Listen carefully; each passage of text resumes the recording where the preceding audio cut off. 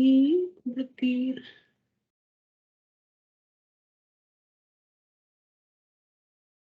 Bueno, el día de hoy ya saben que vamos a empezar con la parte de miembro inferior. Todo el miembro inferior. Ya, vamos a empezar con la parte de, de fractura de pelvis. Siempre primero viendo un poquito de lo que es la anatomía, pues, ¿no? Para que la recuerden. Puntos básicos, así, claves, nada más. Ya, ese es su pelvis. Su pelvis, ustedes tienen que acordarse de tener sus dos huesos coxales. Ok, que los huesos coxales son unión de digamos, tres huesos, ¿no? El ilion, el isquion y también el pubis. ¿Ok? Y estos, a su vez de ambos coxales, a su vez a través de la rama iliopública, se van a unir y se cierran a nivel de aquí, que es la sínfisis pública. ¿Listo? Y todo esto forma, unido con el sacro de los coxales, todo aquí, esta línea roja, forma lo que es el anillo pélvico, que es el que va a permitir que se pueda transportar la carga a las extremidades inferiores y también va a tener algunas vísceras importantes como el recto, la vejiga. ¿Ok? Em, ¿Cómo se estabiliza esta pelvis? Se va a estabilizar más por la sínfisis del pubis, ¿ya? Y también por los ligamentos sacroiliacos que están por aquí. ¿Ok? Ligamentos hay ligamento sacroiliaco anterior y por la parte de atrás ligamento sacroiliaco. Eso es sometido por su teacher. Anterior y ligamentos sacroiliacos posteriores, ¿ya? En una vista anterior, ustedes van a poder observar a la articulación sacroiliaca con el ilion unido por ligamentos sacroiliacos anteriores, que estos son los que van a dar la estabilidad, pues no, a la pelvis. Y a nivel del piso van a estar también los ligamentos sacrotuberosos y sacroespinosos.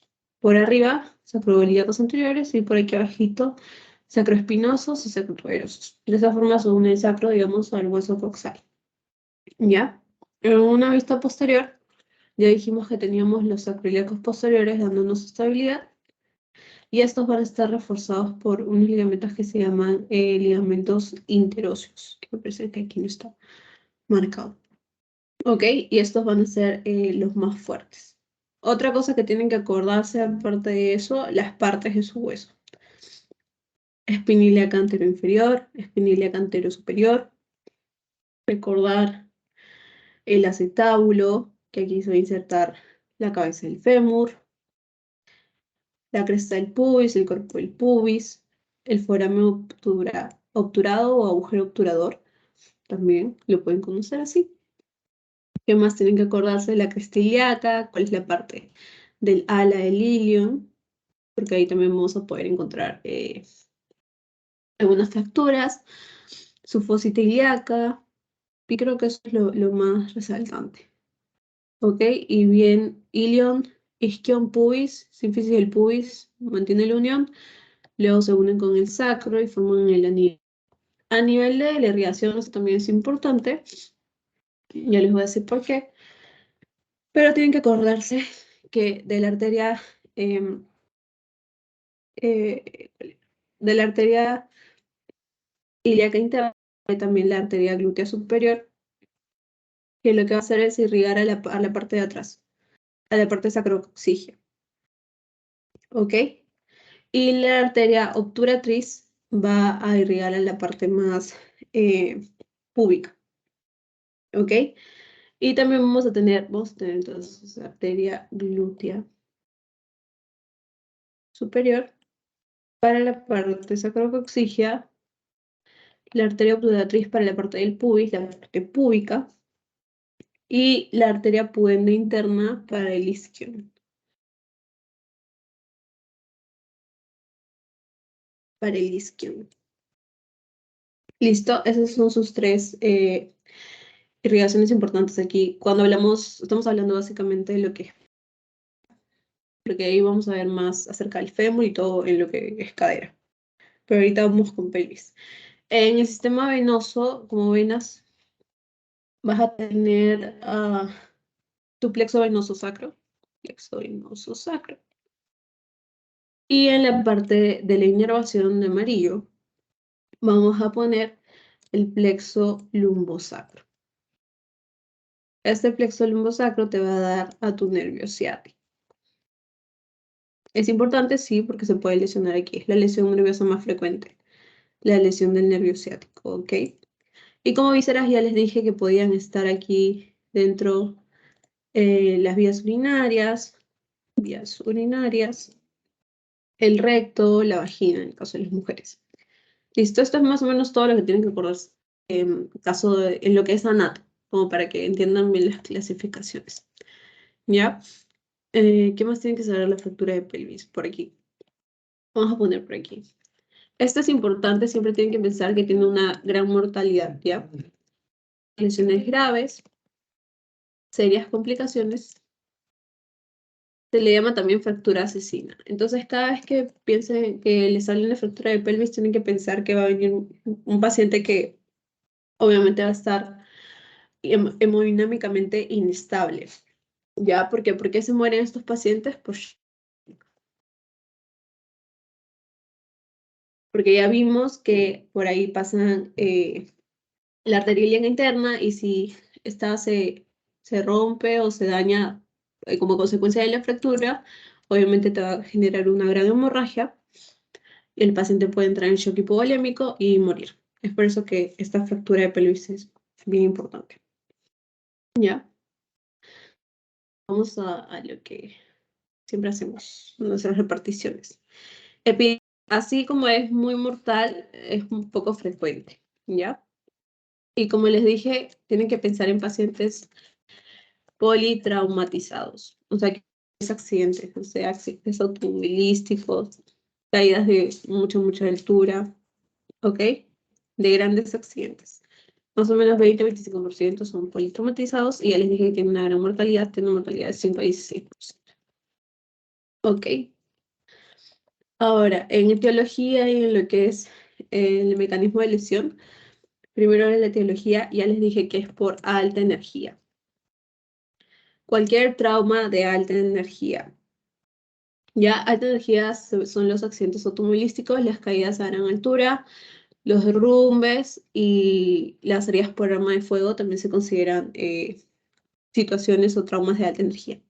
¿Ok? Alta energía en jóvenes, más en varones. Accidentes de tránsito son la causa más común. ¿Ok? También les dije caídas de altura, objetos pesados y así. Luego están tus lesiones de baja energía. Estas ocurren más en ancianos. Ya estos tienen los huesos, bueno, con osteoporosis más frágil, un poquito más frágil, bueno, más frágiles que los de un joven.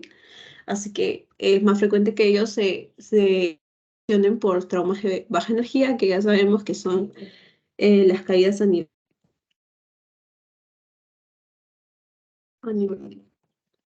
Ay. Es como si se tropezaran y simplemente se cayeran desde su propia altura. ¿Ok? Luego, en lo que son sus mecanismos de lesión, hay que tener cuatro fuerzas. Una fuerza anterior, ¿ok? Esta se da por una compresión anteroposterior de la pelvis, ¿ok? Aquí en esta compresión anteroposterior lo que va a pasar es que va a haber una separación en la articulación sacroiliaca, que ya lo vimos hace un ratito. Estos ligamentos que nos daban estabilidad, los ligamentos sacroiliacos, van a ser arrancados, se van a lesionar y pues también puede haber rotura de otro ligamento que nos daba estabilidad, que es la sínfisis púbica. Entonces va a estar totalmente inestable. ¿Listo? Hay fracturas que causan, que son causadas por este mecanismo de compresión anteroposterior de fuerza anterior, se les puede llamar el libro abierto. Porque al momento de que palpen la pelvis, vas a sentir como si pudieras abrirla, como si estuvieras abriendo un libro literalmente. También tienes Mecanismos de fuerza posterior. Fuerza posterior. Esto obviamente es a nivel del sacro, o sea, por atrás. Fuerzas laterales y fuerzas verticales. Esas 4 fuerzas. ¿Listo? Ahora, cómo evalúas a tu paciente que viene con fractura de pelvis en la evaluación clínica? ¿Okay? Como les dije, esto es por traumas de alta energía. Entonces, puede estar asociado a otras lesiones. Puedes encontrar un paciente con traumatismo encefalocraniano o un trauma tóraco-abdominal o también un trauma, hemos visto que se pueden dar vías urinarias, un trauma neurológico. ¿Ok? Entonces tú tienes que evaluar bien y no solo lo evalúa una persona, sino es una evaluación. Dios. Sino es una evaluación multidisciplinaria. Porque como hay tantas partes del cuerpo afectadas, no solo lo puede realizar el traumatólogo, tienen que ser diferentes especialistas, ¿ok? Es una evaluación multidisciplinaria en trauma shock, de traumatismos de alta energía, ¿ok? Siempre debes valorar si tu paciente está en shock, porque es lo que les dije que más podía pasar, o tiene inestabilidad hemodinámica. ¿Ok? Y si esto, y si es consecuencia de la fractura de pelvis. ¿Ok? También, si ves la fractura de pelvis, tienes que determinar si es estable o inestable. Entonces, aquí en la evaluación clínica vas a tener primero tu inspección. ¿Cómo vas a encontrar a tu paciente simplemente así a la vista? Va a haber una simetría pélvica. Vas a ver como una parte de la pelvis un poquito más levantada que otra. Esa es una simetría pélvica. Esto te va a indicar, obviamente, que tu fractura es inestable. Si piensas en tu fractura es inestable, vas pensando así. También puedes encontrar sangre, porque iba a haber sangrado a nivel uretral o vaginal, una fractura expuesta. Ya, y ustedes ya saben tratamiento de fracturas expuestas en general. Puedes encontrar heridas asociadas al trauma, al accidente. También puedes encontrar hematomas subcutáneos. Y aquí hay un hematoma especial que se llama lesión de Morel-Lavalle. Este es especial, ¿ya? ¿Qué es la lesión de Morel-Lavalle? Es un hematoma subcutáneo igual. Lo que pasa aquí es que este trauma, este golpe, este accidente, va a producir una separación entre la piel y el tejido celular subcutáneo con la fascia muscular. Entonces va a quedar como un huequito ahí entre el tejido celular subcutáneo y la fascia muscular. Y todo esto por el mismo trauma se va a llenar y se va a ver por fuera algo parecido como un hematoma o no, como una equimosis, bien moradito. ¿Ok? Esa es la lesión de Morel-Lavalle. Listo, un hematoma subcutáneo. Eh, ¿Qué más? Luego de esto pasas a la palpación en tu evaluación clínica. Entonces, así, palpando, yo les dije que ustedes podían determinar si es fractura inestable o desplazada. ¿Cómo lo haces? Haces una compresión anteroposterior a nivel de la sínfisis púbica para ver también si está desplazado o no, si se ha roto la sínfisis púbica o no, si está afectada. También puedes hacer una compresión anteroposterior en las espinas ilíacas anterosuperiores, literalmente como si aplastaras cada lado, cada espina ilíaca anterosuperior de la pelvis. Entonces tú ahí vas a sentir como si la pelvis se abriera. Si tú ahorita mismo te tocas o le tocas a alguien, eso va a ser fijo, eso no tiene por qué moverse. En el momento en que se mueva, tú ya vas a poder sospechar de una fractura de pelvis inestable, ¿no? O también puedes ver de manera lateral, compresión lateral, a nivel igual de las alas ilíacas. Nada de eso debería moverse si todo estuviera normal y no hubiera habido ningún tipo de trauma. Cuando ya se empieza a mover, puedes determinar si que es inestable, que es desplazada, y de acuerdo a eso, después pedir tus imágenes y dar tu tratamiento, ¿no? También para que lo puedas clasificar bien. Tienes que, aparte, evaluar el tacto rectal y vaginal para ver si ahí encuentras sangre, porque ya habíamos dicho que podía sangrar, tu producto del traumatismo, ¿ya? O también puede ser posible que no encuentres, que encuentres fragmentos óseos de la misma fractura de la pelvis, que se metan por ahí. Y también es importante que evalúes los pulsos y la sensibilidad distal, siempre. Evaluar irrigación e inervación. Luego de que haces todo esto, pasas tus pruebas de imágenes. ¿Ok? ¿Qué haces? Primero, inicialmente, apenas llega el paciente todo herido, pides tu radiografía urgente de anteroposterior, ¿ok? Ese es el estudio inicial. Cuando tú tienes sospecha, voy a poner inicial, sospecha de trauma de cinturón pélvico. Entonces, lo primero que pides. Cuando tu paciente ya lo estás recuperando hemodinámicamente y es un poquito mejor, ya podrías pasar a pedir radiografías un poco más específicas, porque no es que apenas llegue tú le vas a dar el tratamiento para la fractura de pelvis, no. Primero lo vas a estabilizar, luego vas a pedir pruebas más específicas y ahí vas a determinar qué tipo de fractura es para luego darle el tratamiento que le corresponde.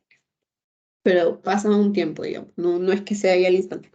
Al instante lo único que tienes que hacer, que ahora vamos a ver, es tratar de estabilizarlo. Y va a haber diferentes formas de estabilizar. Puedes estabilizar la pelvis con una hamaca o hasta, hamaca pélvica se llama.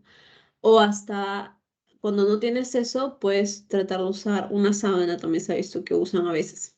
¿Ok? Para que la pelvis no esté en constante movimiento y no se dañe más. Listo. Haces tu radiografía inicial, anteroposterior, sencilla nada más. Y luego con tu paciente ya está un poquito más estable, ya puedes hacer una radiografía especial, que son las que están aquí en estas imágenes del costadito. Ok, hay dos. Hay una radiografía anteroposterior con inclinación caudocefálica, que se llama de 45 grados, que se llama outlet. Y hay otra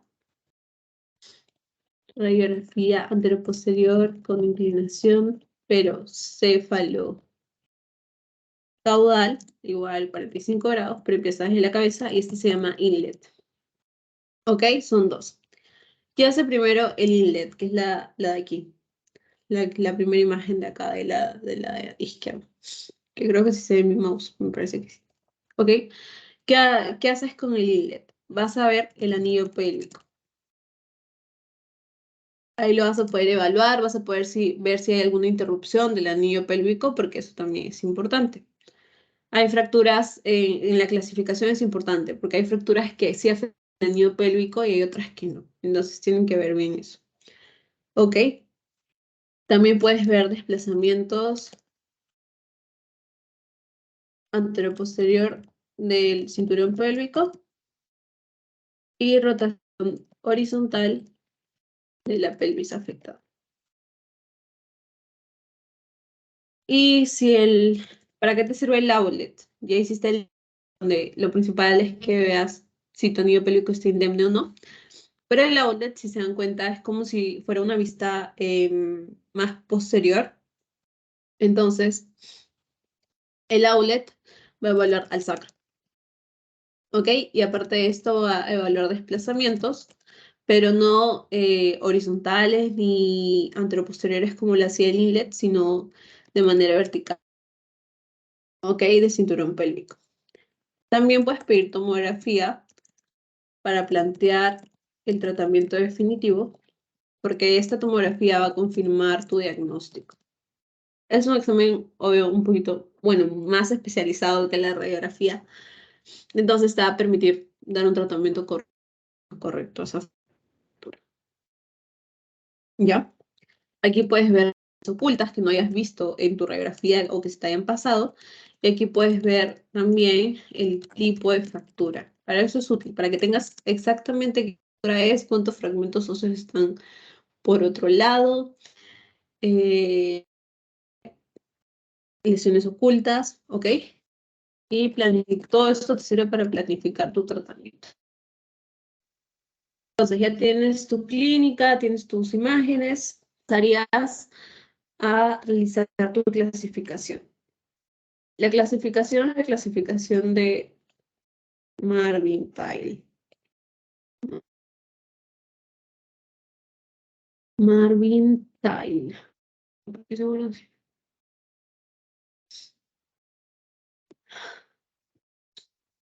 Ya, Marvin-Tile. Ya, este Marvin-Tile va a tener 3 letras. Tienes una letra A, tienes una letra B, tienes una letra C. Vamos a verlo ahorita en la imagen porque al otro lado tengo un cuadro como para que lo llenemos. ¿Ya? Las A tienen que acordarse que son estables.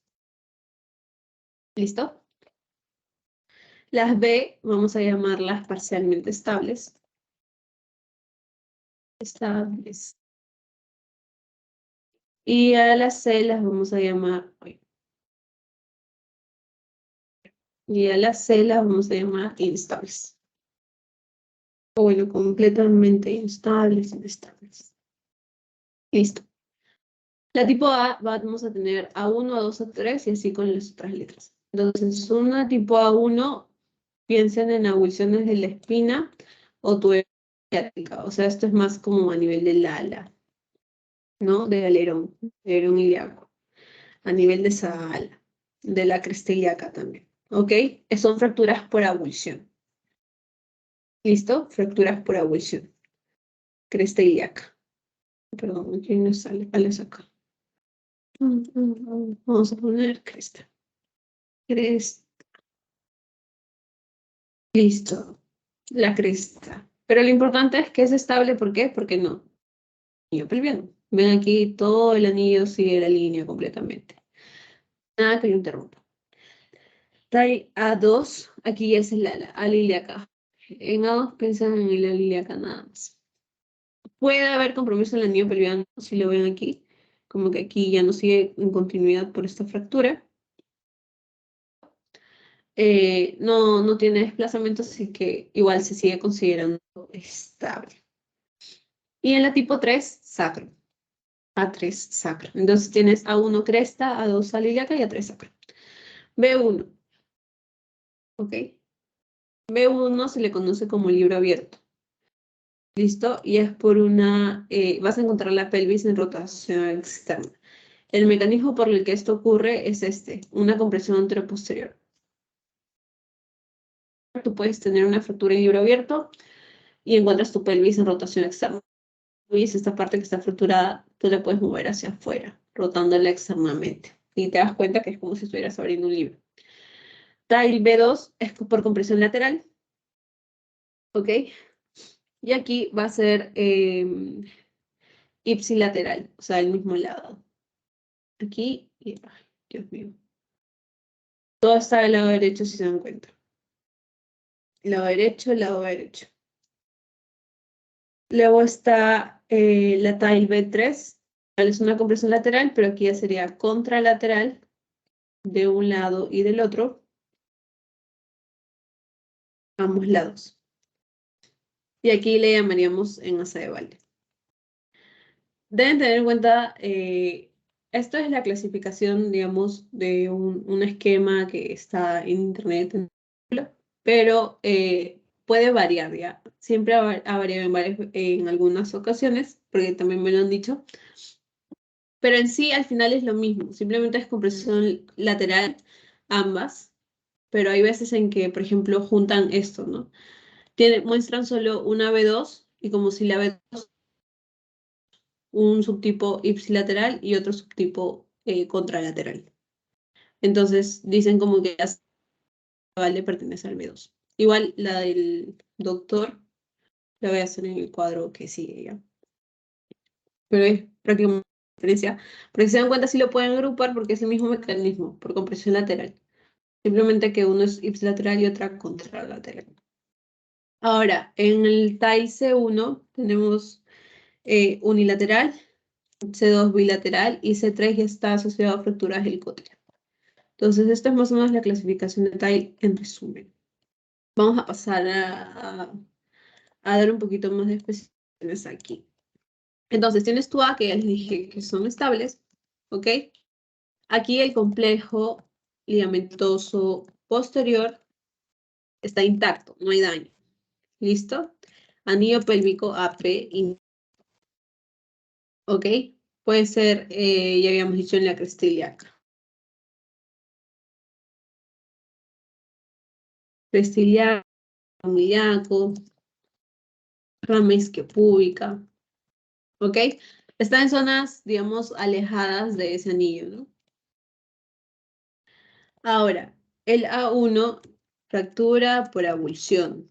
¿De acuerdo? Abulsión de la cresta ilíaca. A2, fractura del alerón ilíaco. Y A3, habíamos dicho que era el sacro. Obviamente estas son estables, no hay ningún desplazamiento. En las figuritas tampoco había ningún desplazamiento, que son estables. B, parcialmente estables. ¿Ya? ¿Y por qué estas son estables? Porque si se dan cuenta, su anillo está intacto y el complejo de los ligamentos, que son los que mantienen esta estabilidad, está intacto también. No te dicen nada de que se afecte la sínfisis del pubis, que también mantiene estabilidad, que todo tendría que estar estable. En cambio aquí en la B, que ya es parcialmente estables, ¿por qué se llama así? Porque va a ser horizontalmente inestable, ¿ok? Entonces va a tener movimientos en el plano anteroposterior. Pero verticalmente sí es estable. ¿Ok? Aquí entonces vamos a lesión en la parte anterior, más lesión en la parte posterior, más lesión de ligamentos sacroiliacos, LSI, ligamentos sacroiliacos anteriores, que igual mantenían estabilidad. Los posteriores están intactos todavía. ¿Ya?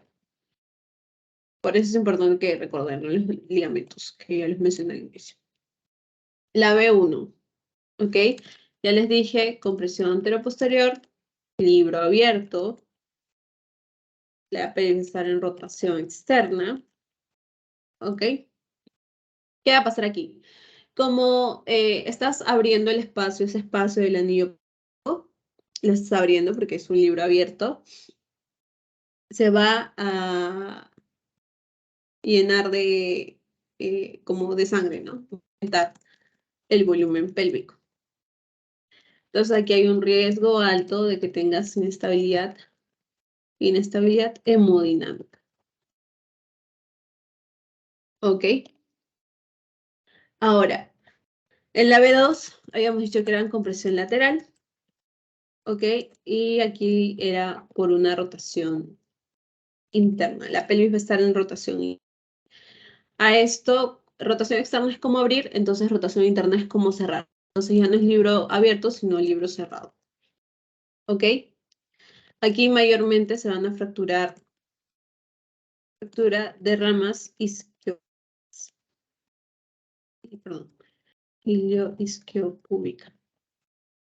Como el libro se cerró, entonces el volumen pélvico va a disminuir. ¿Ok? Ya no está abierto. Entonces aquí hay menos riesgo de compromiso hemodinámico. Pero como se cierra y va a comprimir ahí, hay mayor riesgo de compromiso de los órganos intrapélvicos, obviamente, ¿no? De los que ya hemos hablado. ¿Ok? Aquí, aquí es lo que les decía del asa de balde, ¿ya? Porque aquí también el doctor les menciona el asa de balde como parte del B2, ¿no? Les dice que si tienes una fractura de la rama ilioisquiopúbica más una fractura o luxación a nivel sacroiliaco, pero contralateral, estás ante una en asa de Valle, ¿ya? Pero en el gráfico que les puse, el asa de balde estaba en el B, como el B3. No se preocupen, hagan caso lo de aquí, obviamente, pero para que sepan que sí van a encontrar diferentes, bueno, diferentes formas en diferentes bibliografías. Pero obviamente como estamos, todas las dos también, ya les expliqué por qué, ¿ya? Porque ambas son compresión lateral. En cambio ahí es como que dividieran el B2 en compresión lateral, simplemente del mismo lado, y el otro, el B3 ya lo ponen como compresión lateral de otro lado. En cambio aquí es como si lo agruparan. Y tienes compresión lateral del mismo lado y también tienes compresión lateral contralateral, que sería el asa de Valle. ¿Ya? Y el B3 es compromiso de las dos articulaciones sacroiliacas. Ay, Dios mío. Sacroiliacas, que es bilateral. ¿Listo? Ya tienes A, B y ahora la C, que esta es más inestable. Aquí ya no es parcial, entonces horizontal, horizontal y verticalmente.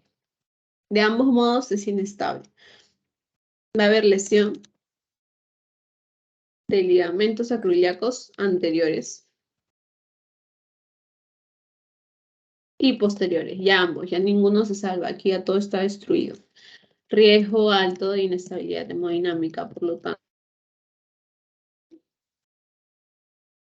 Y va a tener inestabilidad rotacional y vertical.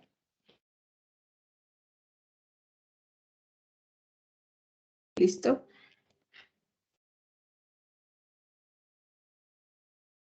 Ahora, ya habíamos visto que C1 era unilateral, C2 bilateral y C3 asociado a fractura del cótilo, eso se mantiene. ¿Ok? Pasamos a lo que es tu tratamiento. Clasificaste tus fracturas, ahora vamos al tratamiento. Tenemos la tipo A, que es estable. Vamos a ponerlo aquí. Tipo A, estable. Y la tipos B y C, las inestables. En esos dos grupos vamos a ir. Entonces, a una fractura estable le vamos a dar tratamiento. Voy a ponerlo esto abajo, entonces, así. Conservador. ¿Ok?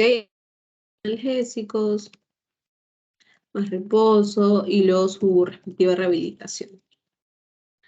Y en la tipo B y C, que ya son inestables, son pacientes que ya saben, vienen de trauma de alta energía, entonces tú tienes que hacer un manejo inicial para traumas de alta energía. Ya saben, equipo multidisciplinario, si en caso esté en shock hipovolémico, tratar el shock hipovolémico, si en caso tiene de alguna víscera, igual tratarlo, o rotura de alguna víscera, igual tratarlo. ¿Ok? Este es un manejo como de politrauma. ¿Ok? Manejo inicial de politrauma. Porque ya saben que vamos a tener diferentes lesiones aquí también asociadas por esos traumatismos de alta energía. Puede ser que se lesione el tórax, los otros huesos, la columna vertebral, la cabeza y el abdomen también se puede lesionar. Entonces, como signos de, vamos a poner aquí, aquí. Signos de que es una fractura inestable. Si tú encuentras esto, tienes que hacer una estabilización pélvica temprana. Les dije, lo primero que tienen que hacer es esto. Tienes que controlar la hemorragia y realizar la reanimación inicial del paciente. Antes de ponerte a ver qué tipo de fractura es, qué tal es, tienes que hacer todo esto. Estabilizar la pelvis, porque si tú no la estabilizas, tienes más riesgo de que haga inestabilidad hemodinámica o shock hipovolémico y luego la muerte. controlar la hemorragia y realizar la reanimación inicial del paciente, obviamente con el equipo correspondiente. Fracturas en libro abierto, obviamente tienes que cerrar. Y para esto se usan de compresión circunferencial.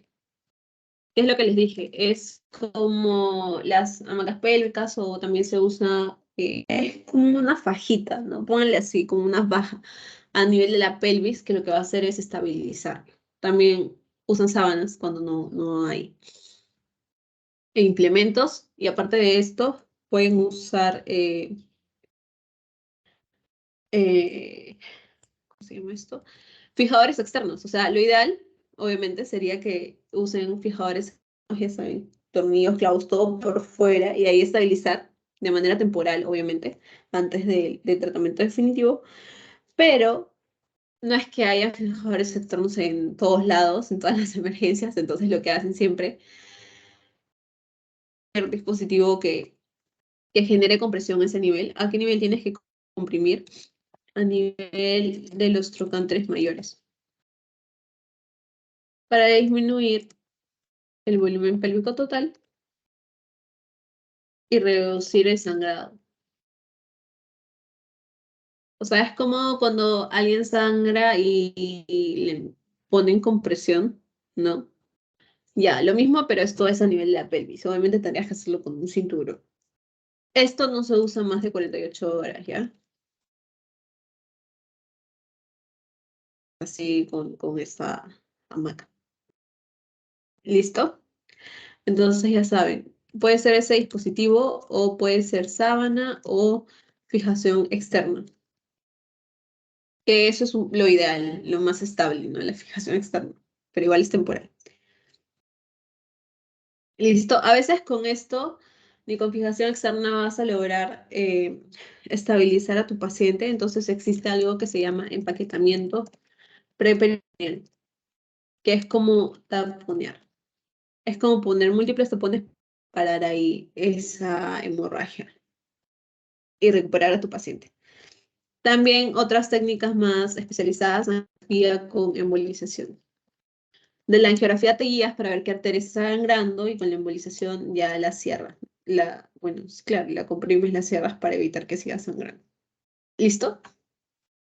Ahora, las indicaciones, tratamiento ortopédico o conservador. Diástasis de sínfisis púbica menor de 2.5. Fractura del alerón ilíaco menor de 1 centímetro. Diástasis es separación. ¿Ya? Tú tienes ambos ilíacos aquí, que están unidos aquí. Cuando esta separación es mucho, digamos así, aquí más de 2.5 centímetros, lo mandas a cirugía. Si esta separación es poquito, menos de 2.5, ortopédico. Desplazamiento vertical menor de 0.5 centímetros, igual ortopédico. Aquí se usa lo que es la hamaca o cinturón pelviano. Y en la parte quirúrgica, fractura del alerón ilíaco más de 1 centímetro, quirúrgico. Fractura, desplazamiento vertical mayor de 0.5 centímetros, quirúrgico. Y para quirúrgico tienes fijación interna con placas y tornillos. También tienes fijador externo, también tienes la embolización para parar ahí. En el caso de la rehabilitación, las fracturas estables que han sido tratadas con terapia conservadora, ya, comenzar la movilización inmediatamente. Inmediatamente, con soporte de peso según la tolerancia. Es importante que ustedes siempre, para todo en general, las fracturas, traten de comenzar una rehabilitación, movilización precoz, porque eso les va a evitar muchas complicaciones. Y en las fracturas inestables tratadas quirúrgicamente, le van a poner una descarga por 3 meses de la extremidad afectada. Fisioterapia tras la quirúrgica, inmediatamente su fisioterapia. Cuando ya veas consolidación radiológica, porque obviamente vas a pedir fotografías de control, aquí ya puedes cargar peso paulatinamente.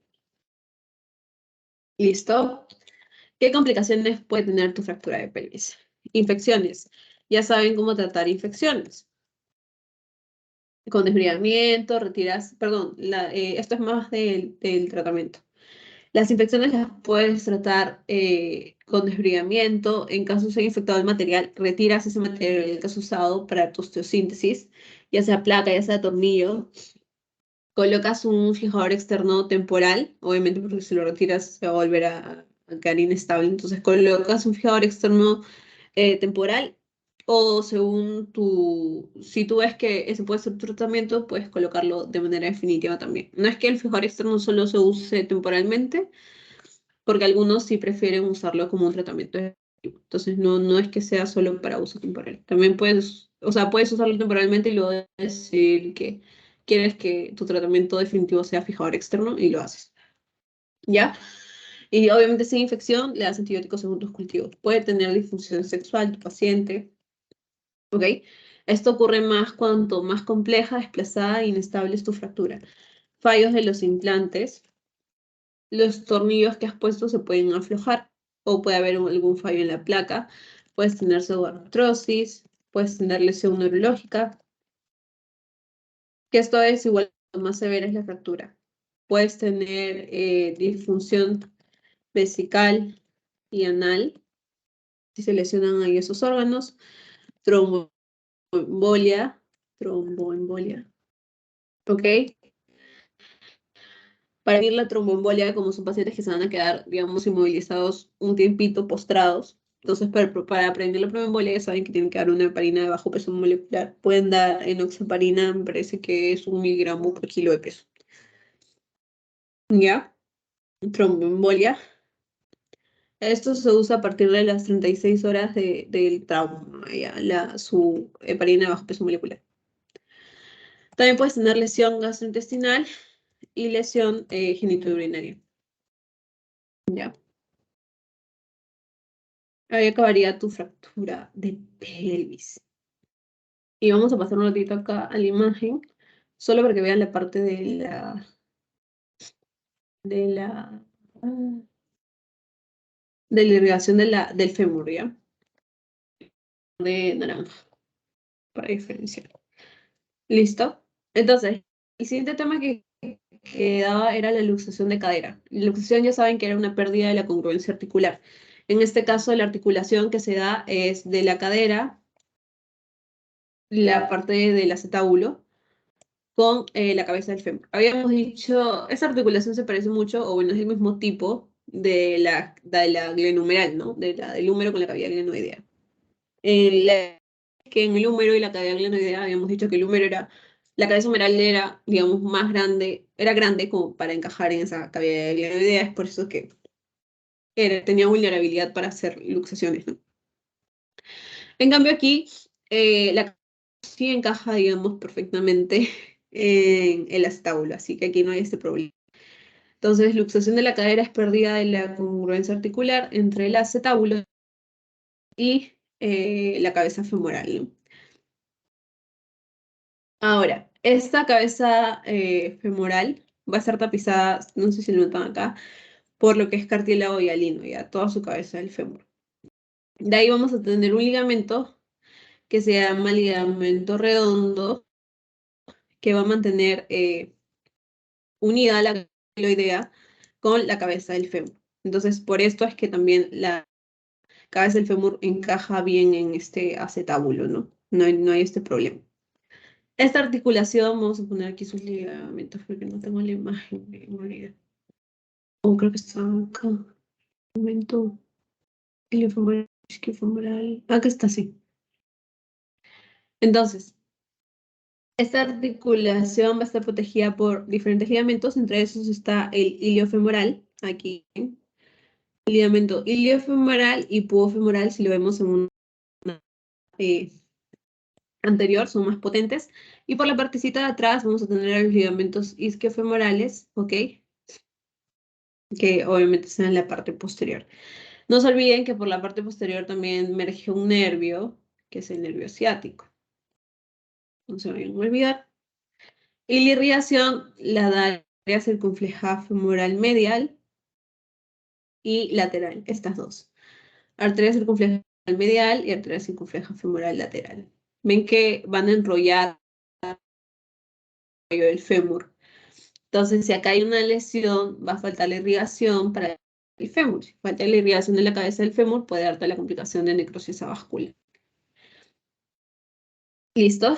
En la parte van a inervar cuello, tanto cuello, y van a dar ramas que inerven al nivel. ¿Ok?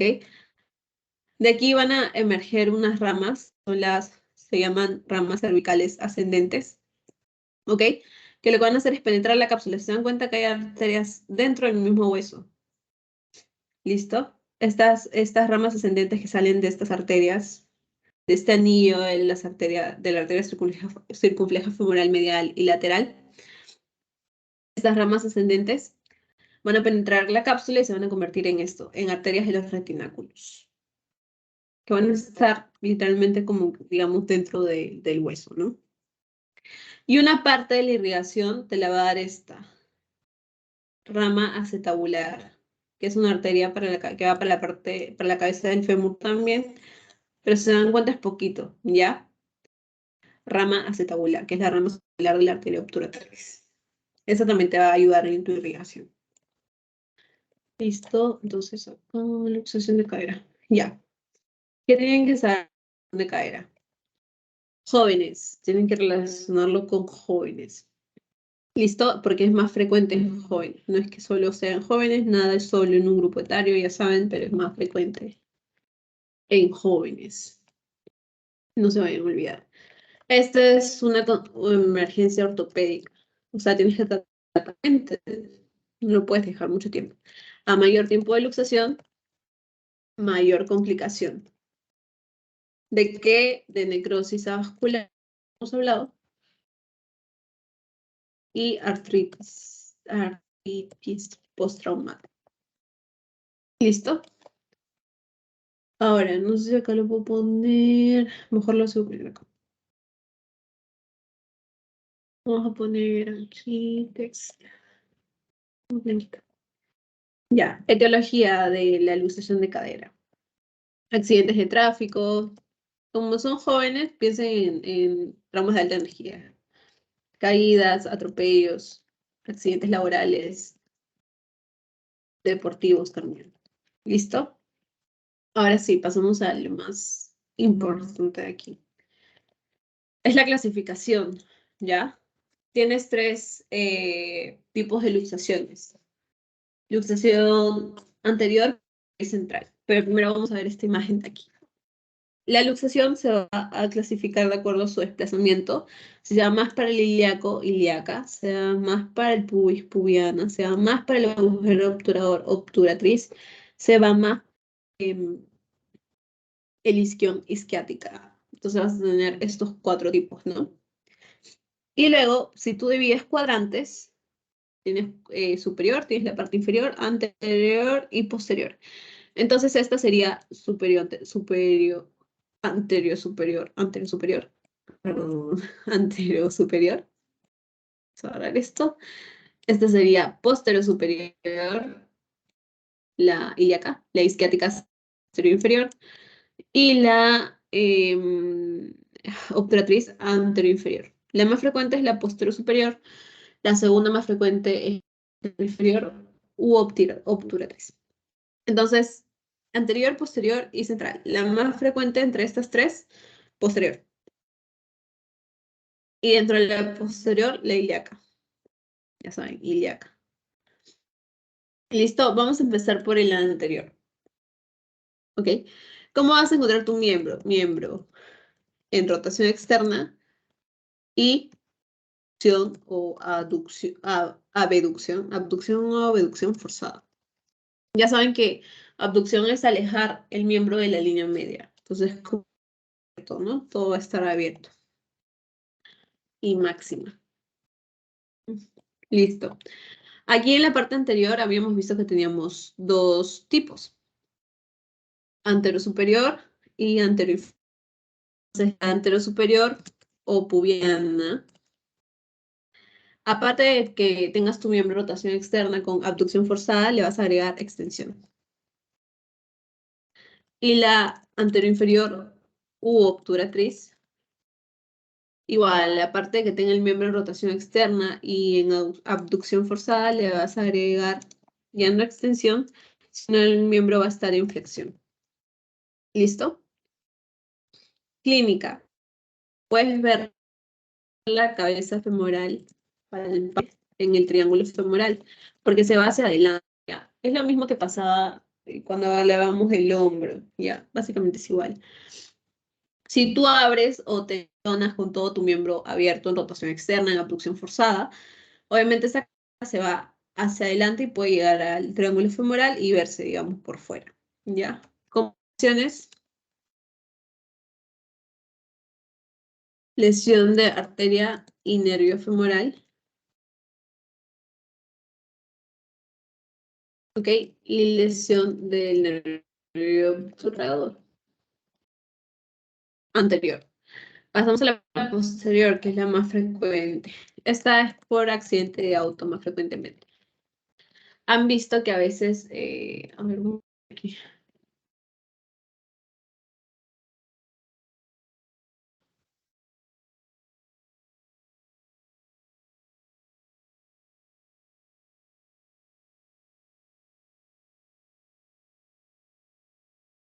Ya, se supone que la personita va a estar sentada.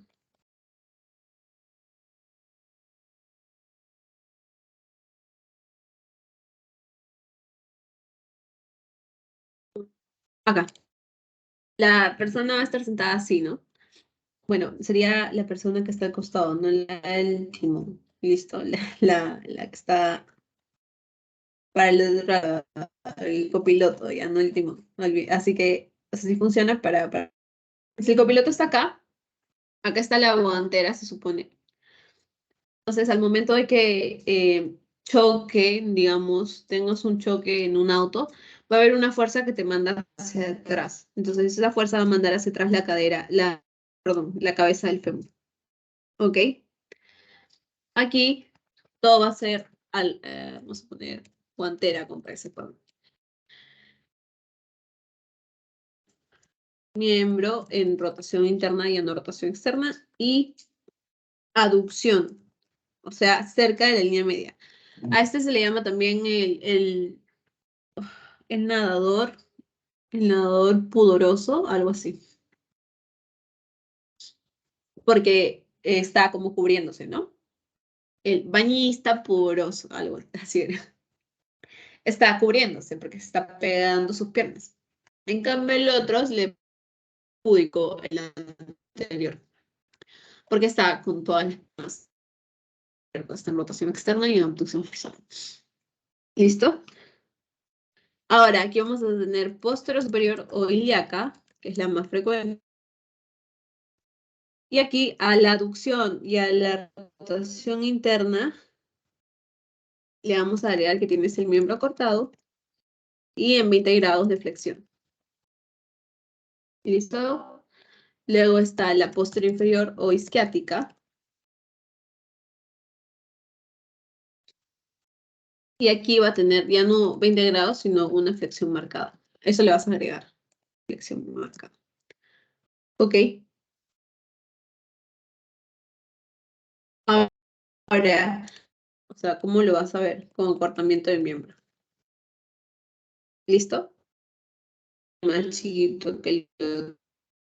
Y la cabeza femoral puede estar palpable en el área glútea. ¿Ok? Listo. Como complicación, lesión del nervio ciático posteriores. ¿Ok? Listo. Y la central, una fractura del techo acetabular. Esta no es tan frecuente. Es más importante que la anterior. Ahora hay una clasificación aquí en la posterior, que es la clasificación de Thompson y Einstein. Primero tienes solo luxación. Vamos a poner una LX de luxación. Tipo 1, solo luxación. Aquí. solo luxación de la cabeza del fémur. Tipo 2, luxación más fractura del acetábulo. Aquí igual tienes luxación. Hay una pequeña línea de fractura. ¿Listo? Un tipo 3, luxación más fractura con minuta, vamos a ponerle así. Aquí, ¿ven? Fragmentos con minuta y está la luxación. La cabeza del fémur se ha ido para otro lado, se ha desarticulado del acetábulo. Tipo 4, luxación más fractura de techo acetabular, bueno, acetábulo más fractura de la ceja posterior. Ceja posterior seca, que es este tipo 4, que ya ni se reconoce por las fracturas, ya no se reconoce el acetábulo. Y el tipo 5, luxación más fractura de la cabeza femoral. Si se dan cuenta que está la luxación, pero aquí se quedó parte de la cabeza. Luxación más fractura de cabeza femoral. Esa es la clasificación de Thompson y Epstein para luxaciones posteriores. ¿Listo? Diagnóstico. No, ya, entonces lo vamos a ver acá. Aquí donde dice complicaciones voy a poner diagnóstico. Radiografía anteroposterior, obviamente la pides tu radiografía estándar. Puedes evaluar presencia de fracturas de cuello o cabeza femoral. ¿Ok? En luxación posterior, la cabeza del fémur, vamos a poner CF, parece más pequeña y se superpone al techo acetabular. ¿Ok? Que bueno, de visualización del trocánter menor por la rotación interna. Por rotación interna.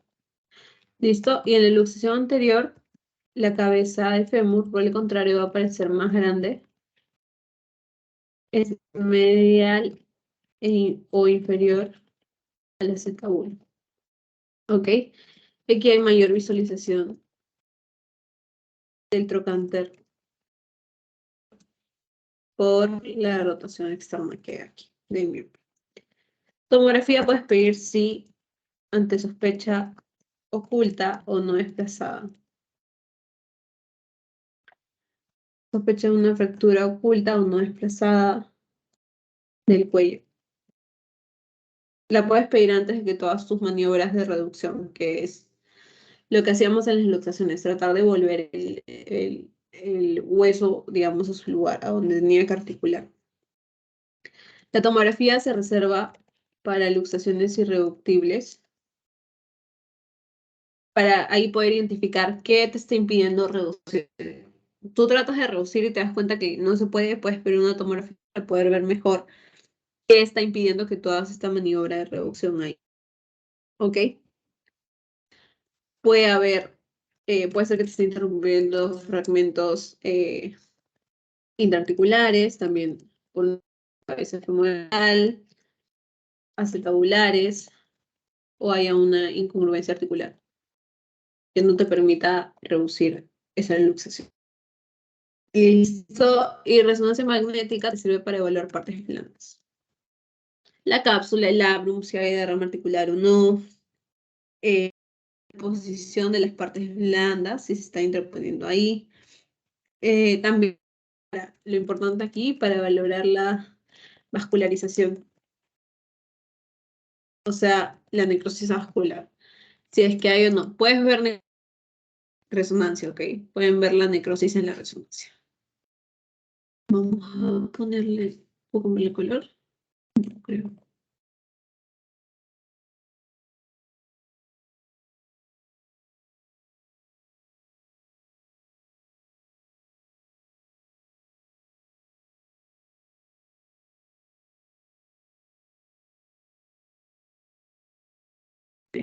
No, así mejor. Mejoras. Ahí. para que se vea todo.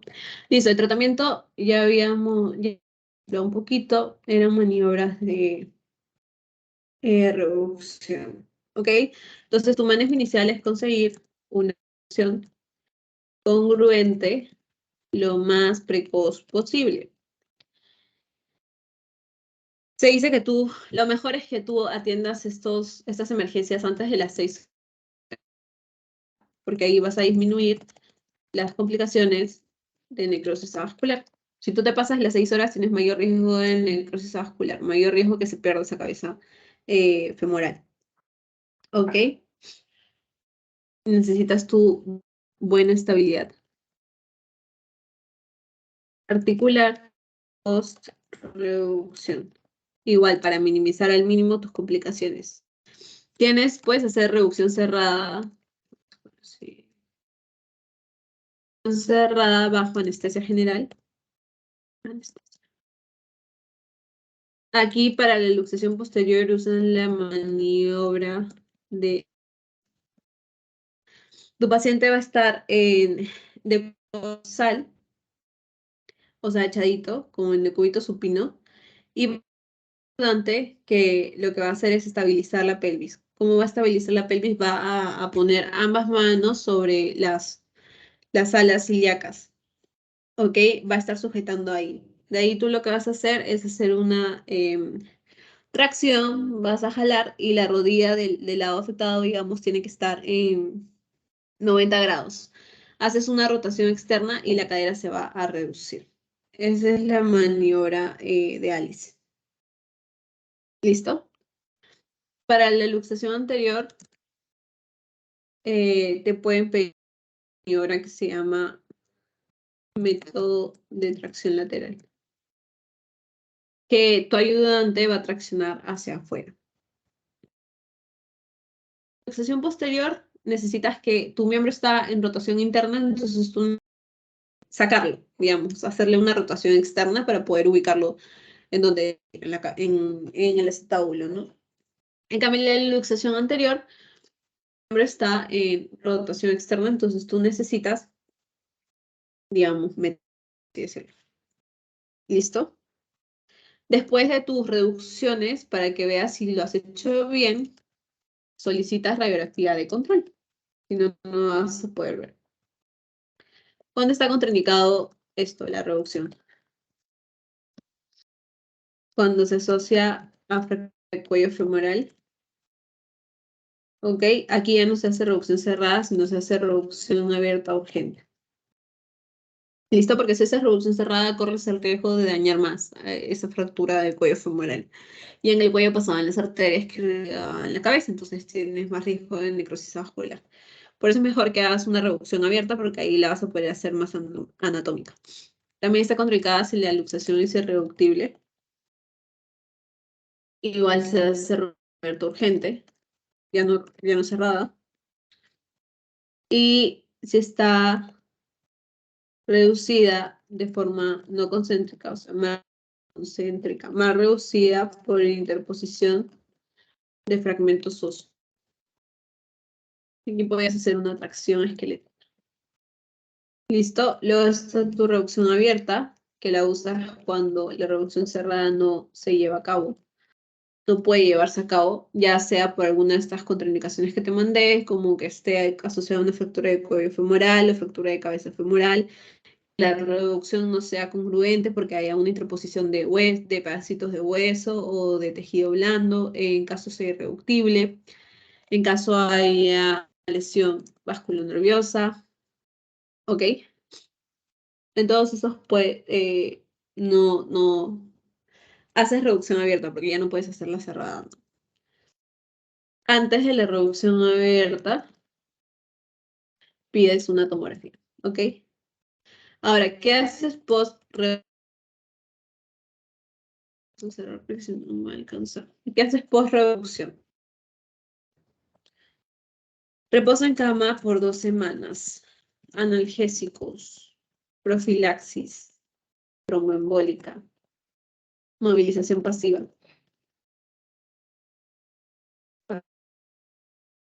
y activa suave. Deambulación sin apoyo con ayuda de muletas de 6 a 12 semanas para evitar el colapso temprano por... Ok. Y para minimizar también la artrosis. Si tú dejas a tu paciente sin movimiento, esa articulación se va a volver rígida y le vas a generar una artrosis. Entonces es importante la movilización precoz siempre. Aquí haces un seguimiento por 2 años, ¿ya? Porque es el periodo en que se puede desarrollar la necrosis vascular. O sea, todavía 2 años después podría desarrollar necrosis vascular tu paciente. ¿Listo? Hay factores que van a favorecer esta necrosis vascular, que son la edad, qué tan grave fue el trauma, la duración del tiempo de luxación, si lo dejaste ahí más de 6 horas o si lo atendiste 6 horas. ¿Listo? Ahora vamos a... Bueno, me olvidé de las complicaciones. Vamos a ponerlas por aquí. Complicaciones. Sencillo, complicaciones. Artrosis es la más frecuente. ¿Ok? Artrosis postraumática. Osteonecrosis, que es lo que ocurre cuando ocurre necrosis femoral, cuando te demoras mucho en hacer tu tratamiamiento. Ya, cuando te demoras más de 6 horas. Y lesiones del nervio ciático. Y también que se vuelva a luxar, una reluxación. Son complicaciones. Ahora pasamos a la fractura de cadera. ¿Qué te tienes, si no fractura? ¿Qué te tienes que acordar aquí? Si la luxación era en jóvenes, la fractura edad avanzada. Tienes que relacionarlo así. Es más en mujeres. Caída a nivel de baja energía, porque es más en edad avanzada. ¿Puede haber en jóvenes? Claro que sí puede haber en jóvenes, pero aquí es por energía, como todo lo que hemos visto. Son graves, también tienen mortalidad alta. ¿Ok? Se dice que más o menos más de la mitad de los fracturados consiguen caminar igual que antes, pero de 10 a 15% no va a recuperar a esta capacidad de caminar fuera de su hogar. Vamos a tener diferentes complicaciones ortopédicas o localizadas y complicaciones generales. Dentro de las complicaciones ortopédicas está la consolidación viciosa. Y ya saben que consolida mal. Puede curvarse hacia laterales o de manera anteroposterior, puede curvarse en valgo, en varo o en antecurvatum o retrocurvatum, que ya lo vimos también. Pseudoartrosis, que no consolida. Ay, Dios mío. Pseudoartrosis, no consolida. Necrosis también puede ocasionar esta fractura. Disminución de rangos articulares. Complicaciones a nivel general. Infección respiratoria. Úlceras por presión.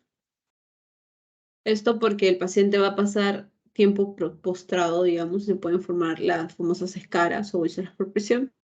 Sepsis y tromboembolia, obviamente. En todo paciente que no va a poder movilizarse durante un tiempo hay riesgo de tromboembolia. ¿Ok? En la fase así en el hospital hay un 5% de mortalidad. O sea, apenas llega el paciente hay un 5%, digamos, de todos los que han sido fractura de cadera, cuando llegan el 5% se muere, digamos, en la fase hospitalaria aguda. Okay. Luego hasta 15% de los operados muere a los 4 meses de la cirugía. Ok, y de 15 a 25% mueren en el primer año. Pero si no operas, la mortalidad es de 65%. Entonces se dan cuenta, es como que ustedes digan, ay, Dios mío. Ay, si opero, tengo igual tasas de mortalidad que son importantes, no son, que digas, bajas, ¿no? Puede llegar hasta 25% en un año, pero si no operas, tu tasa de mortalidad es muchísimo más.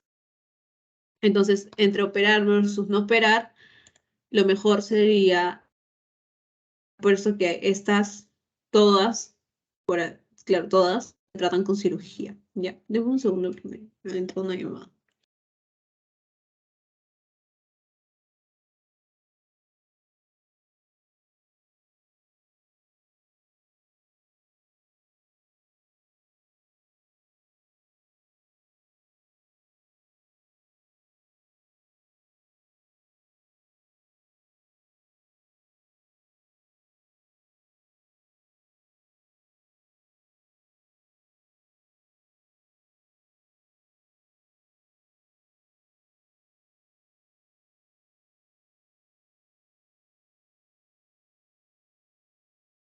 Deme un ratito, por favor. que Tengo que hacer una cosita. 2 minutos, no más.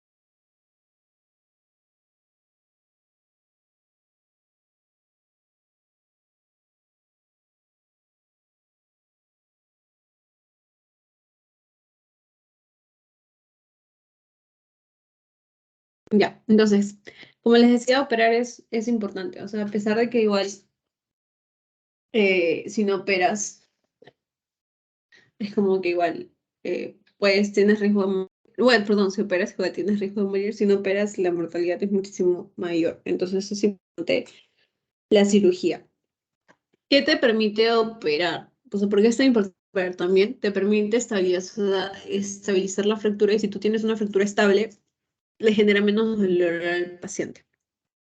También va a mejorar el estado general de tu paciente, va a permitir que haya más movimiento, eso va a facilitar que el paciente se siente pronto y tenga una movilidad más precoz, que vemos que también es importante.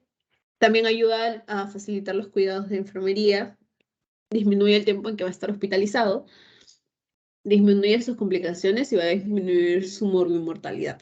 Entonces, el objetivo de tu cirugía va a ser estar sentado, evitar la postración. ¿Listo? El momento ideal para que tú realices tu cirugía es de las 24 a 48 horas, más o menos al segundo. Porque, ¿qué pasa? Tu paciente llega con tu fractura de cadera. Okay, cuando hablamos ahorita del fémur proximal, porque la cadera, ya saben que la articulación está formada por la cabeza del fémur, que es la parte del fémur proximal, con el acetábulo. ¿Ok? Entonces, fracturas de fémur proximal es como que hablemos también de lo mismo, de fracturas de cadera. ¿Listo? Entonces, el momento ideal de tu cirugía es de 24 a 48 horas. Las primeras 4 horas, o sea, me dirás, ¿por qué no lo operamos apenas llegue? Es muy difícil que en verdad sean operados apenas llegan. Y aparte, antes de operar, tú debes usar esas primeras 24 horas para estabilizar a tu paciente y también para prepararlo, porque hemos visto que algunas veces pueden venir con traumas de alta energía. Entonces, es que lo estabilices. ¿Ok? Pero deben tener en cuenta que no pueden pasar los 2 días del segundo día, porque cada día que pasa, igual las complicaciones van a aumentar. ¿Ok? Ya tienen que acordarse que la irrigación de la cabeza femoral es por los vasos que van por dentro del cuello femoral. Y si se fractura, obviamente, a ese nivel del cuello femoral, va a interrumpir la irrigación de la cabeza femoral, esa cabeza se necrosa y obviamente en necrosis vascular se muere la cabeza del fémur. ¿Ok? La clasificación, hay dos tipos. intracapsular y medial, intracapsular o medial y extracapsular o lateral. ¿Ok? Ser graves, o sea, las fracturas de cadera igual siempre, o sea, igual son graves, aquí puse fracturas. Las fracturas de cadera son graves, así que igual ambas son graves. Todas se tratan, ya dije, con cirugía. ¿Ok? Vas a tener estos dos tipos.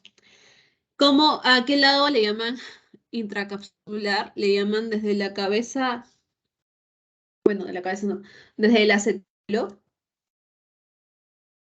el acetábulo hasta la base del, más o menos está por aquí. Todo esto es una zona intracapsular. Entonces aquí tú vas a tener fracturas capitales, aquí en la cabeza, fractura subcapital, aquí en el cuellito, fractura transcervical y fractura basicervical. ¿Ok? Estas son, podríamos decir que son las más peligrosas, por llamarlo así, que estas van a interrumpir la circulación de la cabeza. Si se dan cuenta en dónde están las líneas de fractura en la figurita, por ahí pasaba la circulación del fémur. Entonces, estas interrumpen la circulación de la cabeza femoral cuando están porque obvio si están estáticas, no dañan ninguna arteria. Están desplazadas, sí. Y eso te da necrosis vascular. Entonces te genera una mala vascularidad. Si no se tratan, no van a consolidar. Porque para consolidar, ¿qué necesitabas? Buena irrigación, buena reducción y buena inmovilización. Si tú no tienes buena irrigación, no va a consolidar. Pseudoartrosis. Pseudoartrosis es el tipo avascular. ¿Ok? Y aquí hay un riesgo de necrosis vascular del 33%, o sea, más o menos un tercio. ¿Listo? También tienes extracapsulares o laterales, que aquí ya es como que de el cuello hacia abajo. O sea, este lado es extracapsular. Aquí tienes las intertrocanterias, entre trocánter mayor y trocánter menor, subtrocánteria debajo de los trocánteres, fractura del trocánter mayor, fractura del trocánter menor. ¿Ok? Esas cuatro. ¿Qué pasa aquí? Aquí hay una vascularidad. No interrumpen circulación, es lo contrario. Tienen mejor pronóstico porque van a tener, no van a tener buena muscularización, entonces van a consolidar. Pero, ¿qué complicación puede tener consolidación visible? Ya es la complicación más asociada, digamos, a las fracturas extracapsulares, la consolidación viciosa. Porque a pesar de que tengan buena circulación, pueden consolidar, pero lo van a hacer de manera viciosa. Y aquí no se presenta necrosis vascular. Ahora, para las intracapsulares tenemos una clasificación. Mejor primero vamos a la clínica, ¿ya? A la clínica en general de fracturas fractura de cadera. Dolor inguinal, listo. Puede ser también dolor a nivel de la cadera. Puede ser también dolor referido a la rodilla o cara interna del muslo. Impotencia funcional, las 3D, y también va a haber deformidad. Ya, dolor, impotencia, y vamos a poner ay, Dios mío, la otra de deformidad. Ya tienes las dos, las 3Ds. ¿Y qué va a tener? ¿Cuál va a ser la deformidad esta? El miembro va a estar acortado y en rotación externa. Tú encuentras a tu paciente así, con miembro en rotación externa, piensa en fractura de cadera. ¿Cómo es esto? Si acá tienes una piernita, vas a encontrar así, tipo, con el pie hacia afuera en rotación externa, y la otra así. Entonces, la normal es esta, la que está, es esta, acortado y en rotación externa. Así lo vas a ver. ¿Ok? Puedes tener hematoma obviamente propio del trauma. Las imágenes o para el diagnóstico, pies, radiografía anteroposterior, y es radiografía en rotación interna. 15 grados, también puedes pedir radiografía axial. ¿Ok? Tienes que pedir radiografía de pelvis baja para que veas las dos caderas. Ver las dos caderas y compararlas, ¿no? De acuerdo a eso, clasificar. Puedes pedir tomografía, TAC o TEM, en casos más complejos. Resonancia magnética les dije que les servía para ver la viabilidad de la cabeza del fémur. Y también puedes pedir tomografía. Estos 4. Ahora sí, pasemos a, dentro de estas, ya tenemos medial o lateral, o intracapsular y extracapsular. Dentro de estas hay, como decía, subtipos. ¿Ok? Tienes la clasificación de Garden, que es para las intracapsulares o mediales, que están aquí. Y vas a tener la clasificación de Boyd and Griffin, que es para las otras, que va a estar en la otra diapositiva. Entonces, en Garden, ¿qué tienes que aprenderte? Grado 1, no desplazada. Impactada en valgo nada más. Grado 2, no desplazada. Sigue siendo no desplazada, pero ¿qué cambia? Que ya va a ser completa.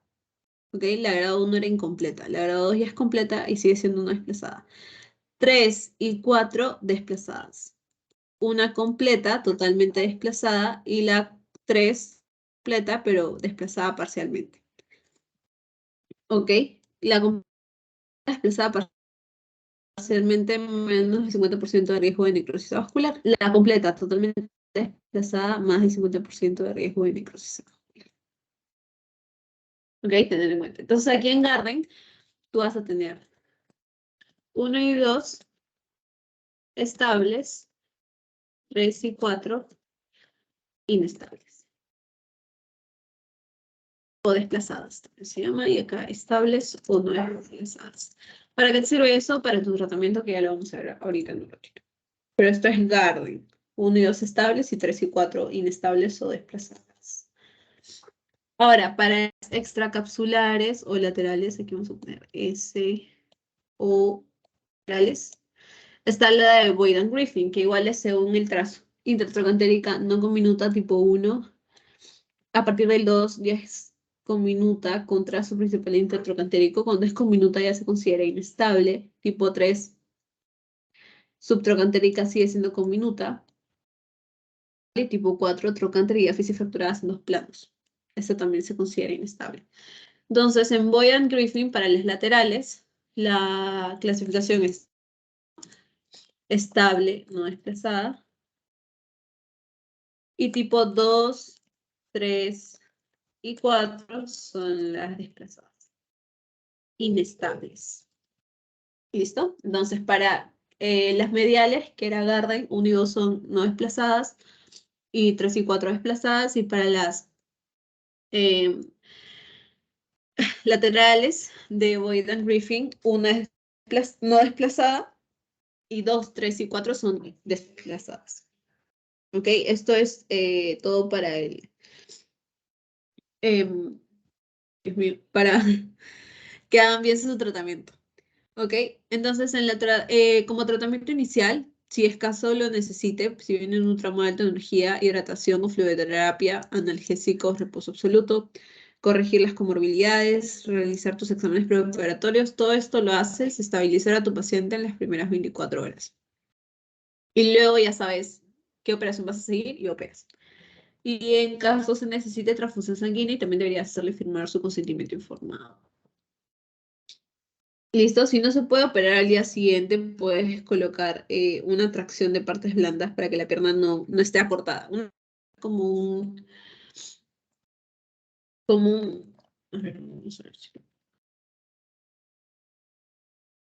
acá, es como una esto es como un colgante, ¿ok? Que lo que hace es jalar el miembro que está cortado para que no se quede así en esa posición ni posición externa. Es como que trata de estabilizar un poco ahí también la fractura. ¿Ya? Puedes mantenerlo con eso si es que al día siguiente no lo puedes operar. Pero ya saben que el momento ideal es a las 48 horas, o sea, en el segundo día. El primer día lo usas para preparación. Entonces aquí El paciente requiere movilización precoz, por lo que se necesita tratamiento quirúrgico para todo, ¿ya? Todo aquí en cadera, en fractura de cadera es quirúrgico. Entonces, ya hablamos de las intracapsulares. Primero, que están acá. Vamos a poner.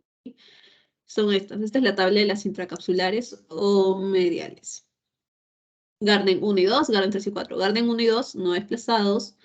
Garden 3 y 4 desplazados. Entonces, las no desplazados simplemente fijas. Osteosíntesis con tornillos canulados. Ya fijas con esto. Osteosíntesis con tornillos canulados de frente. Como no está desplazado, no tienes por qué reducir, ¿ok? Porque no hay nada que tengas que volver a poner en su posición anatómica, porque no está desplazado. Ya, Garden 1 y 2 no desplazadas, osteosíntesis con tornillos anulados. Garden 3 y 4 tienes que evaluar la edad, ¿ya? Vamos a ponerte aquí. Esto no lo voy a tomar en cuenta todavía. Tienes dos, menor de 65 años. Que le hace reducción más osteosíntesis. Es alguien con buena situación basal, alguien que hace movimiento, ¿no? Normalmente estas fracturas de cuello femoral pueden tener un riesgo importante de necrosis, de sobreartrosis o también una coxartrosis, ¿ya? El tratamiento en caso de complicaciones en estos menores de 5 años, o sea, tú ya le pusiste, lo redujiste porque estaba desplazado, lo volviste anatómico, y luego le pusiste síntesis con tornillos canulados, ¿no? Ese es el tratamiento para menores de 65 años en fracturas desplazadas. ¿Listo? Si tiene alguna complicación, ya procedes a darle prótesis total. ¿Cuál es la diferencia entre la prótesis total y la prótesis parcial? Que la reemplaza acetábulo y cabeza de fémur, y la parcial, eh, Dios mío, la parcial parece que solo la cabeza, sí, solo la cabeza de fémur, ¿ok?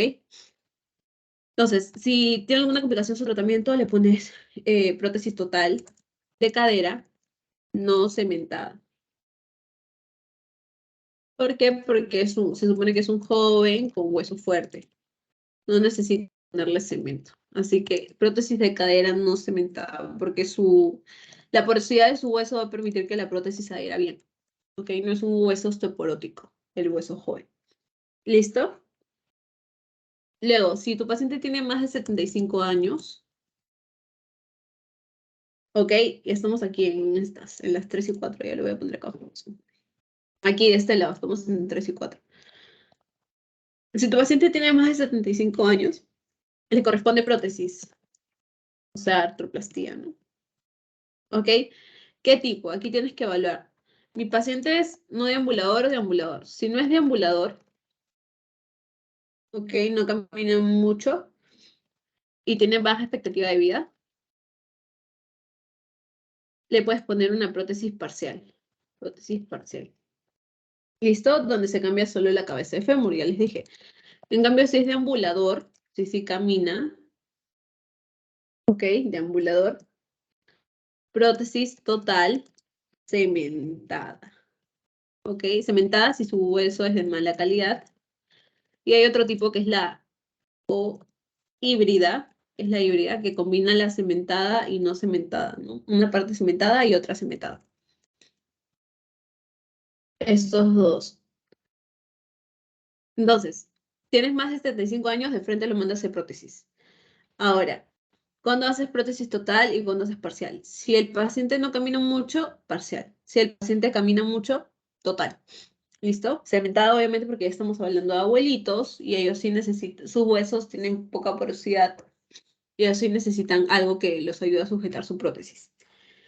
¿Qué pasa con ese rango que no mencioné, que es de 65 a 75 años? Tienes que evaluar la calidad del hueso para hacer, ¿ya? Es como un depende de ti. ¿Listo? En todo caso, si tienen alguna duda, podrían guiarse también de este cuadro. que entre 65 y 75 años, si tiene buena situación basal, le ponen total. ¿Ya? Una prótesis total. Ahora, hay complicaciones de las prótesis aquí, tempranas.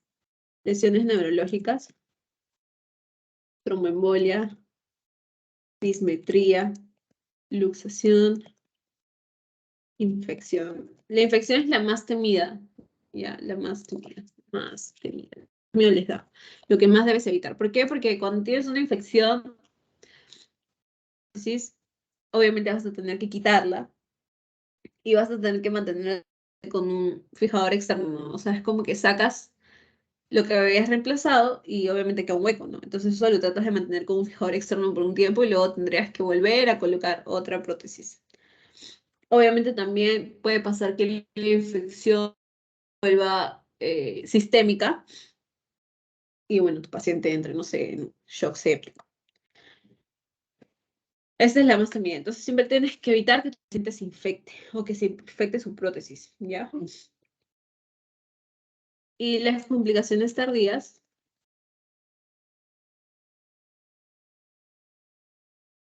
hasta 2 años después puede aparecer, son las infecciones igual, aflojamiento de la prótesis, se puede aflojar, protrusión de la prótesis y desgaste también. Ahora, vamos a las extracapsulares que están aquí. Estables, ya vimos que era la 1 nada más, reducción y osteosíntesis. Inestables, usamos un clavo celular, que este es considerado el gold estándar. Aquí la osteosíntesis podría ser con placa y tornillo, ¿ah? En las estables. Placa y tornillo. Y en las inestables, placa y tornillo. Y en las inestables, tú podrías poner, primero le haces su reducción no desplazada, siempre cuando veas algo no desplazado, perdón, cuando veas algo desplazado, tienes que hacerle reducción, tienes que volverlo a su lugar. Entonces puedes hacer una reducción abierta o cerrada y a eso ya le agregas tu clavo cefalomiolar. ¿Listo? Ahora, las fracturas se pueden prevenir si puedes mejorar la calidad ósea con ejercicio, con vitaminas, la calidad ósea de tu paciente. Puedes tratar, hay unas prendas que es como si tuvieran almohadillas a nivel de la cadera, para que al momento de que ocurra una caída se amortigue la caída, no se rompa, no haya fractura. Pero también lo más importante aquí es prevenir la caída. Obviamente, un paciente anciano normalmente ya la visión, pérdida del equilibrio, alteraciones a nivel vestibular, entonces debería ir a sus chequeos o a sus controles para evitar esto o para tratar que tenga el problema, porque estos problemas de visión y de equilibrio son los que los puede hacer caer, ¿ya? O evitar usar zapatos resbalosos, también tienen que colocar cintas antideslizantes en las zonas peligrosas como el baño, la cocina, la escalera, donde frecuentemente se caen. Pasamanos en las escaleras también es importante, evitar que hayan áreas mal iluminadas porque no ven mucho, evitar alfombras o tapetes con los que se puedan resbalar, eh, evitar que las mascotas estén ahí rondando, ¿no? Porque los pueden hacer caer. Subir y bajar escaleras también debería ser evitado porque se puede caer. Los que realizan ejercicio físico van a tener menor cantidad de caídas. Es importante también implementar el ejercicio porque el ejercicio te da coordinación, te da fuerza muscular y también te da elasticidad. Es importante que también tomen en cuenta eso. Creo que nos vamos a quedar en el eje fémur, pero no estoy segura de si les puse algún... Sí, porque es que tibia lo tienen que hacer bien.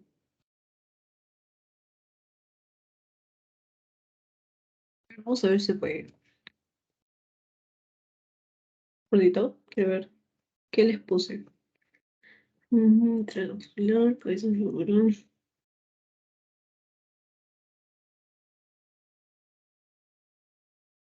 Ah, ya también les puse rótula ya. Ya, vamos a seguir.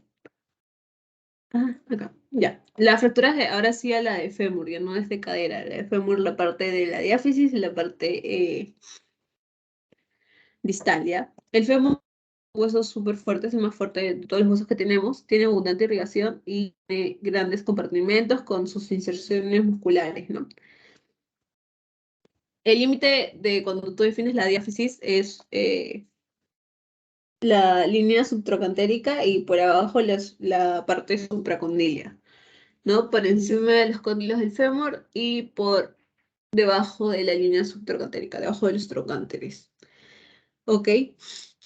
Requiere alta energía para que te produzca la lesión. Ok, vamos a poner aquí. Aquí. Vamos a poner acá. Alta energía. ¿Listo? Puede ser que aquí también se produzca la hipovolemia. ¿Ok?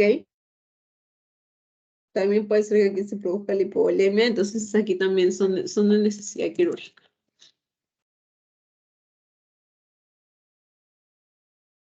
Ok, cuando está en el tercio proximal y medio de la diáfisis, usas tracción. Ok, tracción, jalar. Cuando son fracturas distales, no tracción. ¿No? Cuando son no articulares, haces un por alineamiento, ¿ok? Y cuando son articulares, ya tienes que buscar una reducción anatómica, que es la abierta, ¿ya? Y luego a eso le puedes agregar placas y tornillos. Eso es más o menos un poquito de tratamiento con los tipos, ¿no? De la fractura de la diáfisis. Entonces, esto va a ocurrir en menores de 25 años y mayores de 65 años, dos grupos de edades, obviamente en los jóvenes por algo violento, por algo de alta energía, y en los adultos por caídas a nivel. ¿Listo? Lesiones asociadas, lesiones de vasos, lesiones de la rodilla o fracturas del cuello femoral. ¿Ok? Como clínica vas a tener dolor intenso, estrés de dolor intenso, impotencia funcional o disfunción, que igual es la segunda D, y vas a tener una extremidad acortada. ¿Ok? Aumento de volumen, puede haber rotación externa,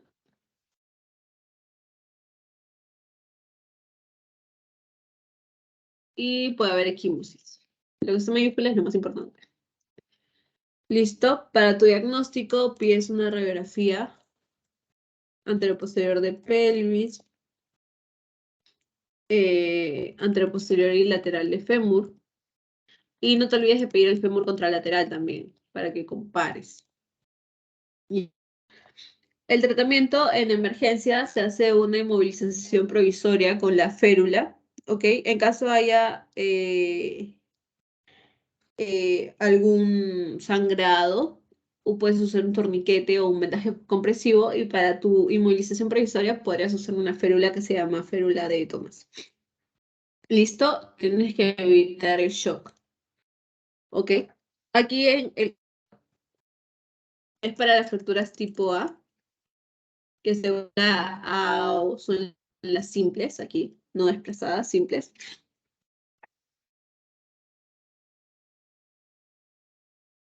En el caso de niños, mayormente es conservador, ¿ya? Aquí usas yeso y tracción. Pero cuando ya son adultos, igual tiene tipo A no desplazada y es quirúrgico.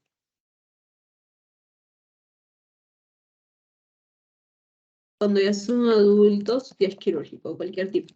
En niños, puedes usar yeso y tracción. En adultos, ya es quirúrgico. ¿Qué otras indicaciones hay para quirúrgico?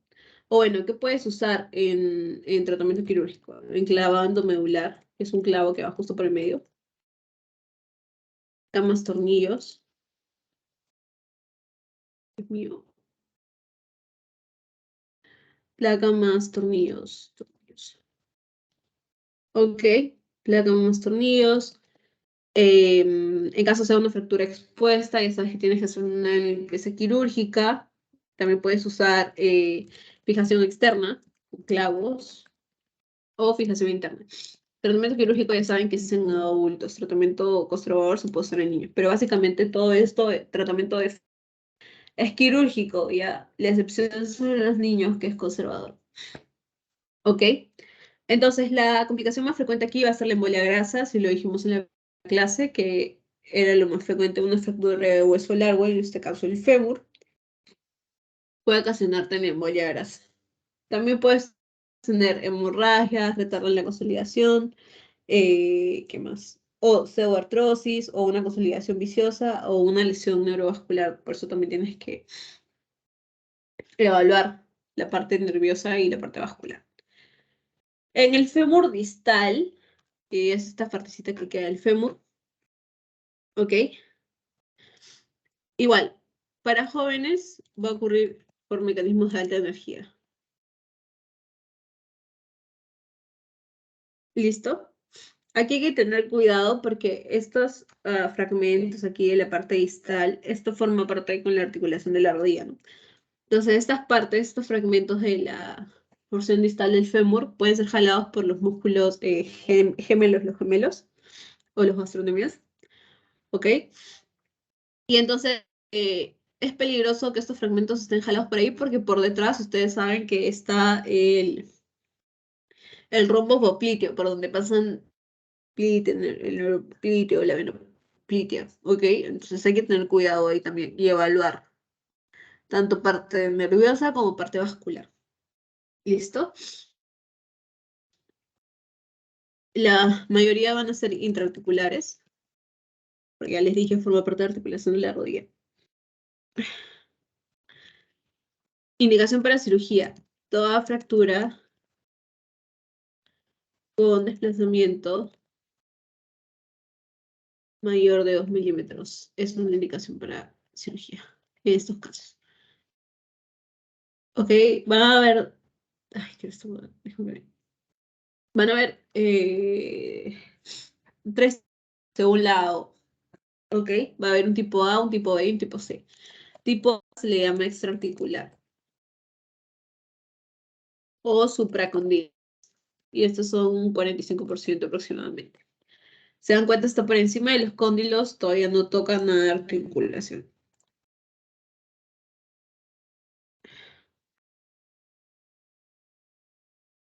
Dios mío.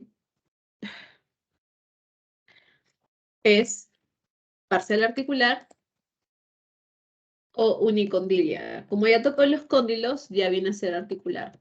Ya, pero parcial, porque solo toca un cóndilo, digamos. Y este ya es completamente articular, porque es supra intercondilias. O sea, agarra la parte de los cóndilos, la parte extraarticular, pero también agarra la parte entre cada cóndilo. Es una parte articular. Entonces, supra e intercondilias. Y este es un 35%. Ya está. Clínica, igual tu paciente va a venir con tus 3D: dolor, impotencia funcional o disfunción, para que sea la D, y deformidad. ¿Ok? Va a haber pérdida, va a haber rotación externa en la extremidad afectada, va a haber erosiones o puede haber una fractura abierta. Tienes que ver el estado neurovascular y también valorar síndrome que también puede haber aquí. ¿Listo? Y en el diagnóstico, ay, ¿qué pasó? Y en el diagnóstico, igual, pides tu radiografía. Radiografía anteroposterior y lateral de fémur distal. ¿Ok? Fémur contralateral. Radiografía a 45 grados se me puede pedir. También tienes que pedir radiografía de cadera y rodilla porque puede haber lesiones asociadas a la cadera o la rodilla. Y tomografía en fractura intraarticular. ¿Ok? Entonces ya, listo. Esto es fémur distal. Acá, vamos a ver el tratamiento, lo último.